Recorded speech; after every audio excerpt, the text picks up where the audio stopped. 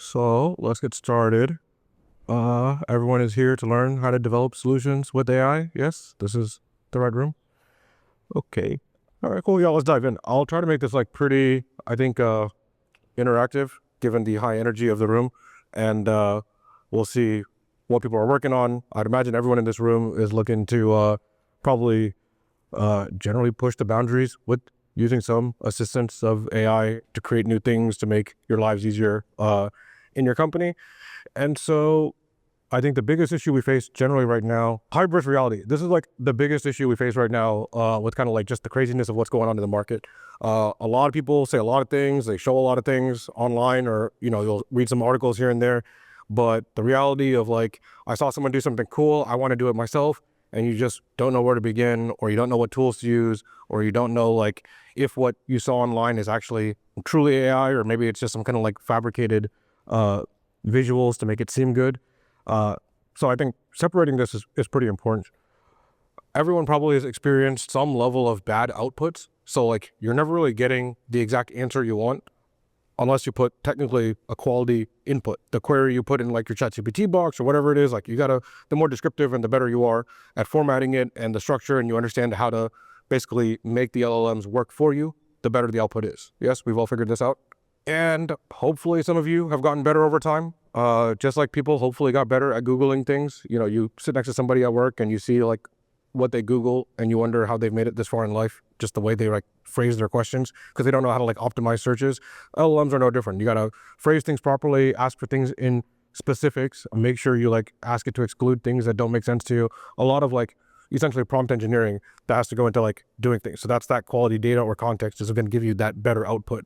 And beyond the output, generally AI is not going to be the substitute for human expertise. It's ultimately the I would say like the augmentation or the enhancement of human expertise. That means that the AI itself is not going to know your business process, the annoying people in the office, the people who can't follow instructions, all those like weird use cases that you have based on your knowledge of the process or the problem or issue in the organization that you're trying to solve. It's not going to do it automatically for you. You're going to have to generate that understanding. So you're not going to be able to do this. It's not possible to really create production-ready outputs from prompts. We've all seen basically Raju's keynote yesterday, Zoho products, third-party products in the market. Everybody wants to type in a box and then get something that's production-ready as the output. That is the goal. And so it's not really going to be able to replace people until it can be production-ready outputs. You're going to have to check whatever gets created.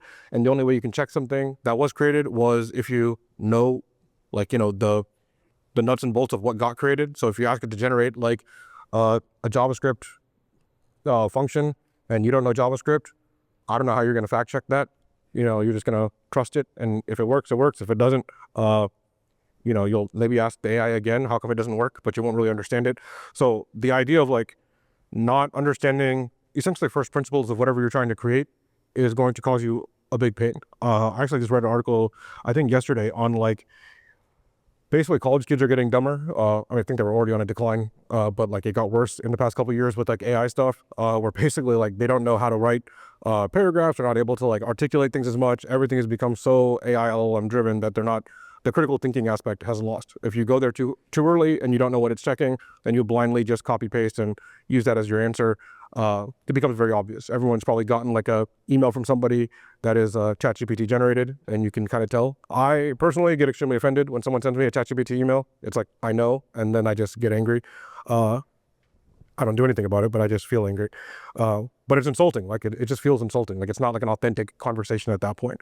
So it's not going to really be able to replace. It's just to make whatever you created better or be a jumping point. And that happens through like the level of abstraction. Abstraction just means that we're going to take something that's complex, add a layer on top of it, make it a little simpler to use, and then you'll be able to access something that you normally wouldn't have access to.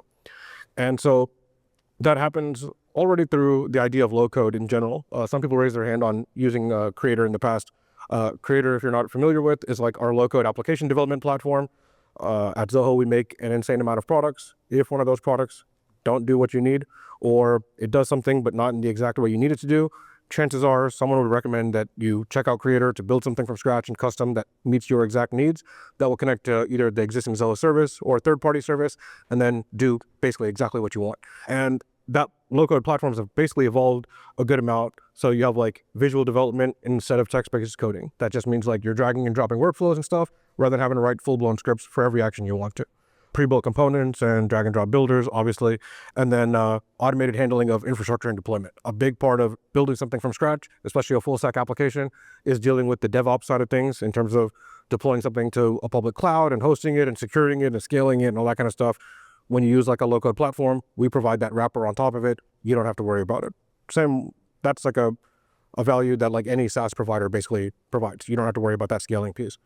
And what we try to do, at least on the developer aspect, is to provide productivity, not just for the builders of things, but also for the end users who are accessing whatever it is you guys have built, right?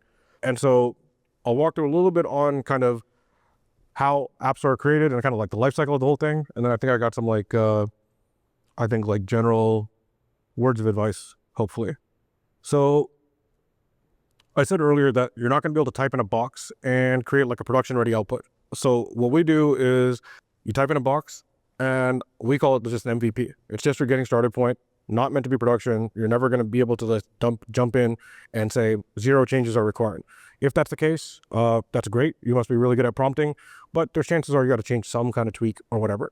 So the way we do it is we will take the source data. I'll walk through this in here in a second. That source data could be just a prompt that you provided. It could be like a requirements document. It could be like a flow chart. It could be your voice. If you really felt that strongly about it, you could talk into it. And once you put all that input in, we're going to visualize some sort of a data model for how that information needs to be structured. We're going to create a couple different components and workflows and a little bit of user permissions and do all that automatically for you. This way you're not doing it all from scratch.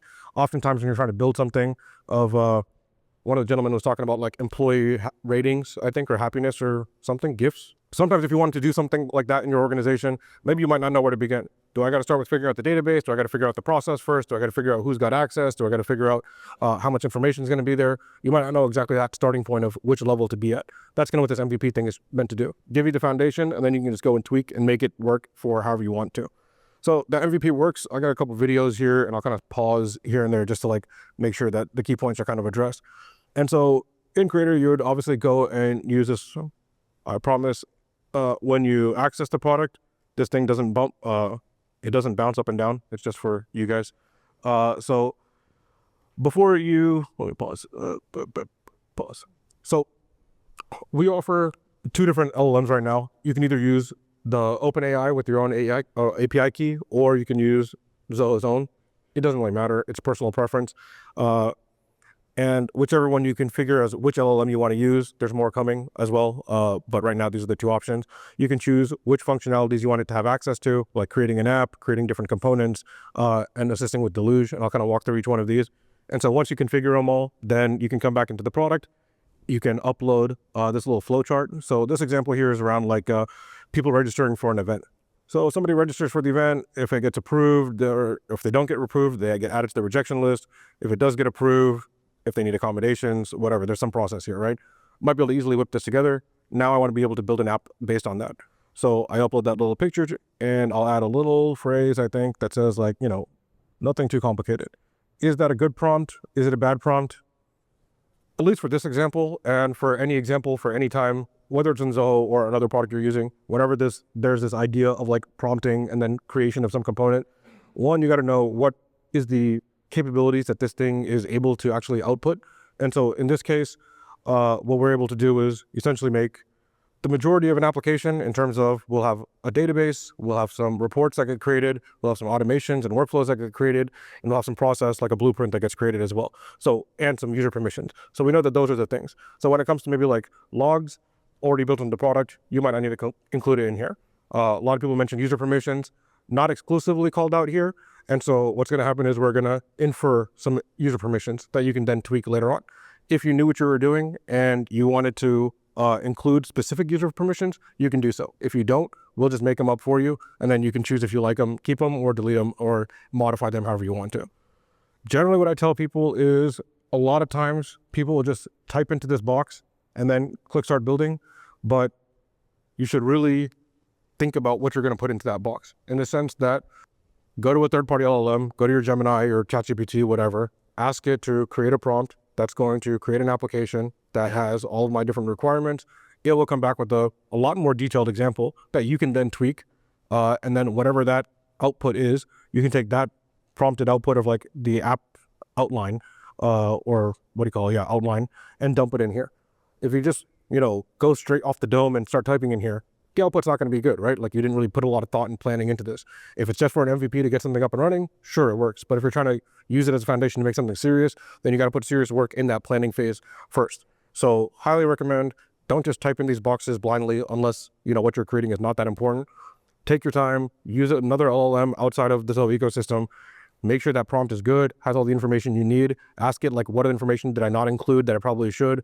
There's a lot of guides online on prompt engineering and stuff like that. And so take advantage of those, get the complete story, and then type in the box. There's a lot of magic that happens once you click start building in the backend that we provide, but we can only do the magic if the input is good. And so when you get pissed off that the output is like not what you were expecting, it's probably because you didn't put in good information. So it's your fault. So I'll go through this thing, start building, and the next thing that's going to happen is we're going to walk through kind of like step by step all these components that get created. So I'll pause right here. What we did was we took that flowchart and we took that like 1.5 lines of text and we identified a couple of use cases. Some of these use cases might be valid, some are not. Maybe some are missing, and maybe we don't even want them all. But in this case, it was about registering for an event. So yeah, managing event registration, some approval workflows, if they need accommodations, I guess, some emails, and connecting to our CRM, because that's where all this information is living. There's also the option to generate and add custom. If I use the generate option, it's just going to basically say, go back to the LLM and give me a couple more use cases. I don't really know what I want, but just add a couple more and maybe I'll keep them, maybe I won't. Add custom means actually, oh yeah, I remembered I need to make sure that I need to have like a feedback form after the event is over. That's not included here. I remembered that. So I'm going to say add custom, and then I can just type in the box and say add a component for like a feedback form that gets emailed to every user after the event is over. Pretty straightforward. Yes? All right. Then on the right-hand side, we have arguably the most important thing, which is our data model that gets created. So there's a couple different tables or forms in the creator world, as they're called. And it's a little hard to see with the screen, but you can see there's a little gray line that connects all these things. That just means that the information of the analyst is connected to the event registration, and the event registration information is connected to their accommodations, the approvals, and their email transactions, if that's the case. If I want to make changes here, I can make changes. Sometimes it's right, again, sometimes it's not right, but at least you know what you're getting into, so then you can make the modifications as you see fit. On the CRM piece, it automatically identified that I had these people in my CRM, so maybe that's where I want to put them. If I don't want to connect to my CRM and I want it to be standalone, I can. Right now, it works with a couple different Zoho services. Eventually, we're opening it up to connect to more services, third-party products that would automatically integrate with those. Now that you kind of verify like the data model piece, then you kind of get into creating of the components. So I'll pause here real quick. So in the every custom app basically has more or less these primary components: forms for inputting and collecting information in a structured format, reports for visualizing that information in some specific format, and then you want to have a dashboard where you can combine a bunch of different information and have KPIs and interactive components all on one page. And then there's some kind of like layout, like the look and feel and all that kind of stuff. So all these things kind of get created in the back end. It'll take a few seconds, the video will be over. Then the next section is going to be on user permissions. A lot of people mentioned user permissions when I was asking for suggestions before. So you can see we didn't prompt it with any user permissions on our own. It just guessed that based on this idea of event registration, you probably have these 4 people that are involved, 4 types of people. If you like them, keep them. If you don't like them, get rid of them. If you want to change them, rename them, do whatever, you can do it. But because I didn't specify anything, it just assumed, and it'll automatically apply the right permission sets for them. I would never trust the permission set that it came out and just use it right out of the box. Always go in, tweak the user permissions, and make sure that the access to different pieces of information or components is actually what you want for that different type of person. Then there's a couple more. One is around blueprints. Everybody knows what a blueprint is, right? It's kind of cheating because it says blueprint or detailed processes that ensure process. So someone could have read, but all right. So it's a slow room, I see. Anyways, the last thing after a blueprint gets created, which is the process that we kind of uploaded about like approvals and rejections and kind of how that whole thing is going to work. That's the blueprint. And the last piece is the workflow, or the automations behind that process that's going to be followed. So like validating the employer, validating the registration, updating their accommodations whenever a change is made, sending some kind of a confirmation email, and a registration reminder. These are just workflows that are automatically created. Now, kind of like, I guess, the meat and potatoes of like what gets created here. So this is the application that gets created. Right off the bat, there's some data already added in here, sample data. At first, we didn't do sample data. Then people were like, well, this is great, but it all just looks kind of empty and ugly. So you need to dump in some sample stuff there. You can easily get rid of all the sample data as well, but it's a good way to see like if this is the right visualizations and organization that you kind of want. So a basic dashboard gets created, a couple KPIs at the top, some different charts based on the information, and some quick links in the top right corner. You can always navigate to different components on the left-hand side. It'll walk through a couple different report types. So you have a standard list report, you have something like a Kanban where you can just move them around, and it kind of just identified that you would have these statuses and you probably need to move people from one to the other. A simple calendar that would show you all the registrations, I guess, or events, whatever it is. And then if we go into the builder, we can go into the workflow section and we can see these workflows that automatically got created. And if I go into one of these workflows, Deluge code automatically generated with comments, so you know exactly what happened there and you're not just like trusting us. And it'll add the comments, add the workflow. There's a couple workflows, some automated schedules for those confirmation emails. And then the last thing or not the last thing, I guess, there's the blueprints here. Same process that was pretty much in that screenshot we uploaded earlier. Well, that was quick. And then the last thing, yeah, sure, user permissions, whatever. Those 4 different user permissions, each one was created and they have different, functionality based on the phrasing that was used. So you got the MVP. Next step is obviously refinement. Like I said 100 times, don't ever trust what gets created automatically for you. You got to make tweaks to it. So there's a couple different ways to refine. Naturally, if you're a skilled person, you'd be able to manually go in and start clicking around and making the modifications because you know how to do all the changes yourself. Sometimes you might need a prompt and say, hey, actually make this change, create this new capability or whatever. And then sometimes you don't even know what you don't know. So we got to suggest different actions for you that could make your application better that you didn't even think of. And so a couple examples of this here. First is going to be around like creating a new component. So I mentioned before, we want to add like a feedback functionality. So I'll create a new form. We'll say, hey, make something that tracks like feedback in here, feedback and ratings. And it'll suggest the fields to use, automatically create the form for me. Then it'll say, all right, these are the things that were created. Is there more things you kind of want added in here? Maybe a satisfaction level, maybe what else is down there? Training needs, feedback score. You can keep asking it to just suggest more and more pieces of information that you might want to capture. And then there's some intelligent fields like a sentiment analysis. Obviously in a feedback form, people are typing if they're happy or sad, and then you get the sentiment and you can figure out and create charts and analyze the data based on that. So that entire function or aspect of feedback collection happened post app creation, but just adding that, slapping that functionality on. I think most people probably actually care about this, code creation and optimization. So what do you think? We can probably generate Deluge, right? That's the whole point of the session, I guess. And so what happens is these are some of the workflows that were already created in that same application. We're just going to add a new one in there. But well, I guess let me start with this. How many people have put into ChatGPT, generate some Deluge script for me to do something? Or like any LLM, not just ChatGPT, right? And how many of you got what you were looking for? Exactly. How many people got like some hallucination of like multiple programming languages mixed together and stuff? Yeah, that sucks. So obviously we have to make our own that's like especially trained on Deluge and all the integrations and connections and apps that are connected in your account, all that kind of stuff. So in Creator, you go in here, you create a workflow, you go add a script, you click on the Zia box in the top right corner and you type in something. So this is something around like when the event slots are full, show an alert message saying the slots are booked or whatever, and then, deduct the number of remaining slots from the session. Type in the box, it automatically knows the context for that application already. So it knows that based on the tables you have, the field names you have, the records that are there, what are the right variable names and everything to use.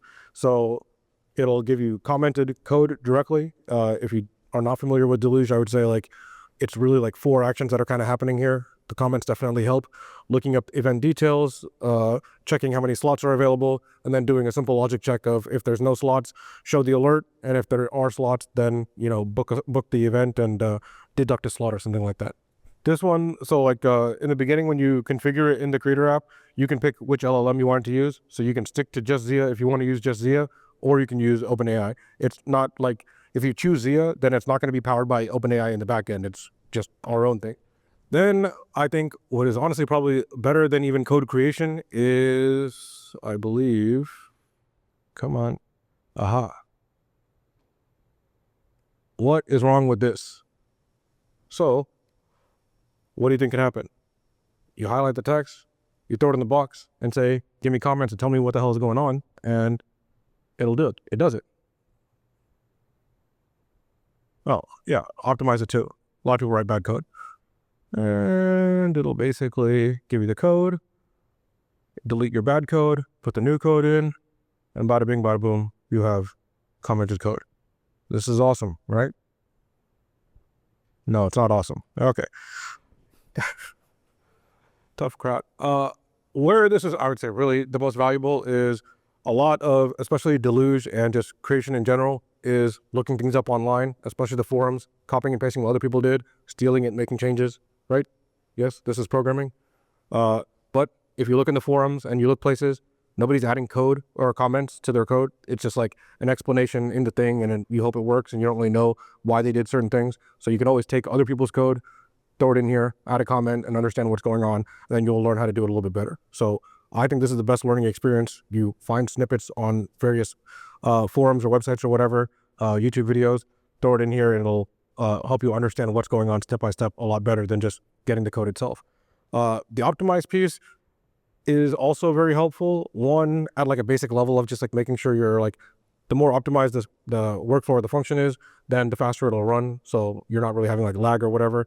But the other thing is, a lot of people use, I would say, really bad variable names, whether it's in code snippets you find online or just bad practices yourself. You'll see like record or count or a, or like it's just vague terms. So the optimization will also add better variable names across the board. So it's like way more descriptive and you can actually read it and understand what's going on. Two super helpful things on like the code generation side. There are some custom AI models you can kind of take advantage of. I'm not going to dig too much into these, but like I talked about sentiment analysis already, analyze the stuff, keyword extraction, prediction, OCR option, whatever. You get these. You can easily plug and play them in the product. No configuration really kind of needed, except for OCR and object detection. You kind of want to just feed it your training model, but for the most part, these are all just out of the box available. So just a quick recap before more or less kind of wrap. You have the idea, which is like the different source information, your diagrams, your files, your text, whatever it is. You're going to develop that functional MVP, basically, right? It'll have the integrations, the blueprints, all that kind of stuff. Then you need to customize it with whatever enhancements you need to do. And then I didn't really talk too much on the end piece, agentic automation, and I guess custom AI models I mentioned. But on the agentic piece, Raju kind of covered the Agent Studio stuff yesterday morning in the keynote, so I'm not going to overdo that one either. And intelligent integration, yeah, this is kind of similar. How many people use Zoho Flow? So you're going to type in a box and it's going to make the flow for you. Is that really the most valuable thing? I don't really know. Some people are very lazy. Some people will drag and drop and make the flow themselves.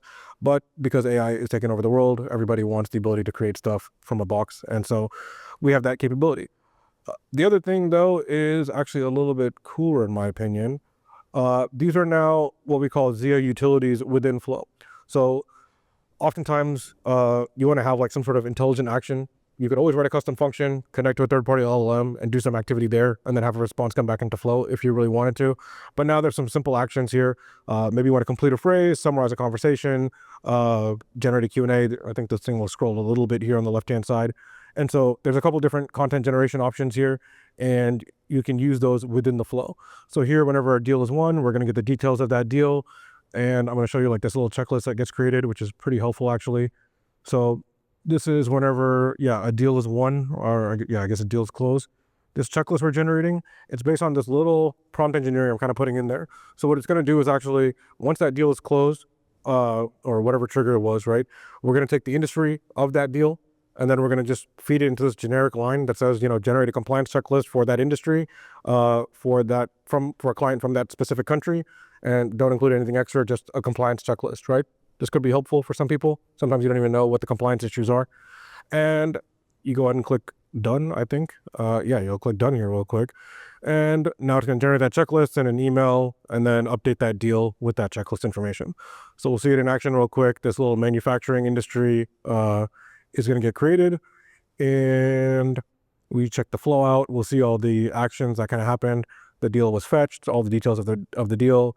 The checklist was created, and then we're gonna send it over via email, and all the actions are working properly. So if I scroll down here, well, man, that was quick.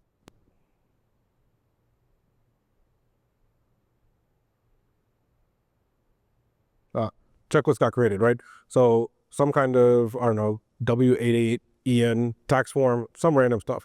Maybe it's helpful, maybe it's not, but the idea is ultimately that you now have these actions available within a flow that makes them a little bit more intelligent rather than having to leverage just external AI stuff. And all that is just powered by the ZLLM inside the product. So there's no external integration or anything required. The other thing I'll touch on real quick, which is a little bit more, I would say, like for proper developers rather than like low coders for the most part, in our product called Catalyst, which is our kind of like serverless platform for more custom creation, we have this thing called Slate Code Gen. Pretty nifty. Most people have probably seen a demo if you're like an AI junkie or use like Cursor or Windsurf or any of these coding platforms. You type in a little box and say, make a personal portfolio website. It'll go through all the steps and give you kind of a guide. And as you can imagine, you approve and build it. And then it'll generate the entire code, HTML, JavaScript. This is happening in React. This is all in the Zoho LLM, no third-party connection or anything like that, just in-house LLM. And so it'll go through, I think, eventually, keep on going. Yeah, it takes a second. It'll find a bunch of information, go through it step by step, and eventually something should look pretty, hopefully. Oh, this is a long video. Yeah. All right, don't really care. We got something pretty. There you go. So the website gets created. Now if you want to make changes to the website, obviously you type in the box and you can make tweaks. I think on the projects thing, we're going to add some kind of a filter or a grouping or something like that. Maybe, oh yeah, my projects. Yeah, so add some kind of filter, sure. In project section. Come on.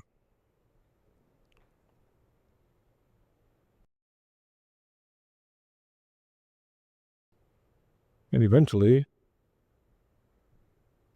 code gets added,